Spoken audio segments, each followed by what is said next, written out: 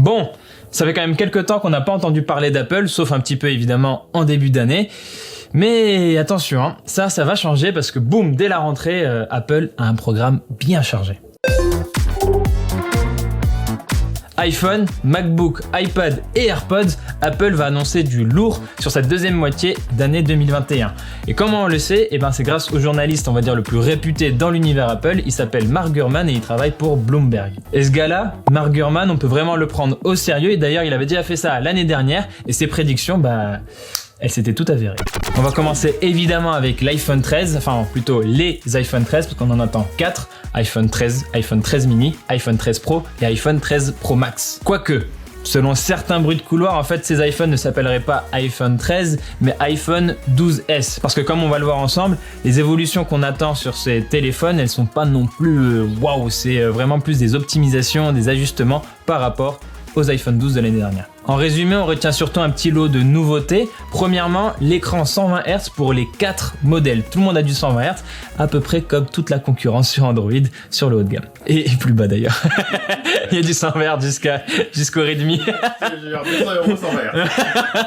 Pour rappel, un écran 120 Hz, ça permet d'avoir une meilleure fluidité à l'affichage et du coup, une expérience visuelle plus confortable. Deuxièmement, un meilleur appareil photo à l'arrière avec entre autres un meilleur capteur photo principal, puisqu'il serait plus grand et avec une meilleure ouverture. Et aussi on aurait un capteur LiDAR sur tous les modèles, sur les 4 iPhone 13 ou iPhone 12S, alors que le capteur LiDAR jusque-là il était réservé au modèle Pro. Le capteur LiDAR, qu'est-ce que c'est? En fait c'est un capteur qui permet au téléphone de mieux comprendre l'environnement qu'il prend en photo, et ça c'est pratique pour les photos de nuit, l'autofocus et la réalité augmentée. Par contre, en contrepartie, les modules photo des iPhone 13 seraient un peu plus encombrants. Troisièmement, on aurait aussi une encoche plus petite tout en haut de l'écran, mais toujours Face ID. Après, je pourrais aussi citer la puce A15 qu'on attend évidemment plus puissante, iOS 15 qui arriverait en version stable, ça c'est une évidence, ou encore un mode Always On qui ferait son apparition. Mais bon, tout ça, toutes les infos sur l'iPhone 13, Melinda en parle très bien dans une vidéo dédiée, et je vous invite aussi à lire notre dossier sur notre site frandroid.com.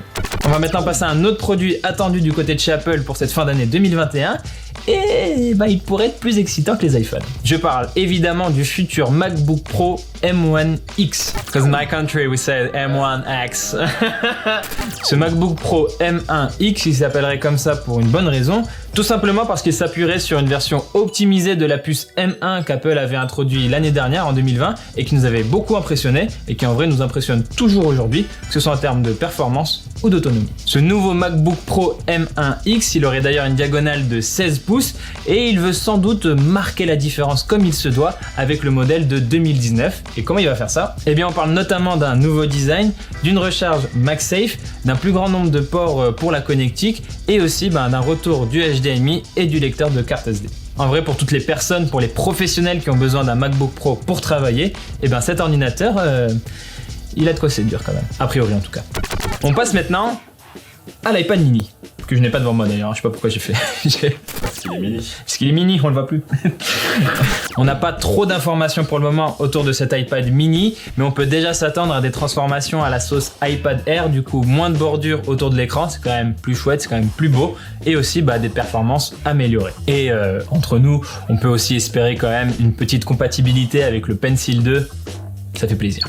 Et enfin, quatrième et dernier produit qu'on va aborder aujourd'hui, les futurs AirPods, et je parle des AirPods classiques, du coup qu'on peut appeler entre nous les AirPods 3. Et là, Mark Gurman, vous vous rappelez, c'est le journaliste de Bloomberg, il nous dit que ces AirPods marqueraient en fait l'évolution la plus importante depuis la création des AirPods en 2016. Il faudrait notamment s'attendre à deux évolutions, on va dire, majeures. La première, c'est qu'on aurait droit à un design revisité qui s'approcherait beaucoup plus de celui des AirPods Pro, avec une tige notamment un petit peu plus courte et un boîtier de recharge différent. A priori, c'est pas sûr, ce boîtier de recharge, il devrait être un petit peu plus sur la largeur et moins sur la hauteur. La deuxième nouveauté à laquelle il faut s'attendre, c'est que ces AirPods 3, ils recevraient des fonctionnalités qui normalement sont réservées aux AirPods Pro, et là, évidemment, on pense à l'audio spatial. Pour rappel, l'audio spatial, c'est une option qui permet de donner l'impression que le contenu que vous écoutez, il est un petit peu autour de vous, et en plus, ça s'adapte au mouvement de la tête. Donc voilà un petit peu pour la rapide présentation des 4 produits majeurs qu'on attend du côté de chez Apple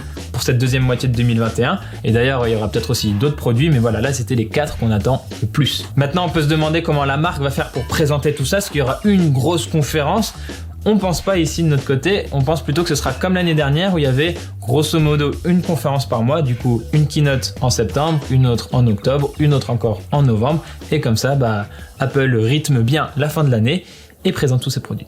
Voilà, c'est tout pour cette vidéo. Merci de l'avoir regardé jusqu'au bout. N'hésitez pas évidemment à vous abonner à notre chaîne YouTube et à nous suivre sur plein de réseaux sociaux. On est sur Twitter, Facebook, Instagram, on est même sur TikTok et aussi et surtout, on est sur Twitch. Vous pouvez nous regarder très régulièrement. Je crois que c'est à peu près 3 fois par semaine sur Twitch.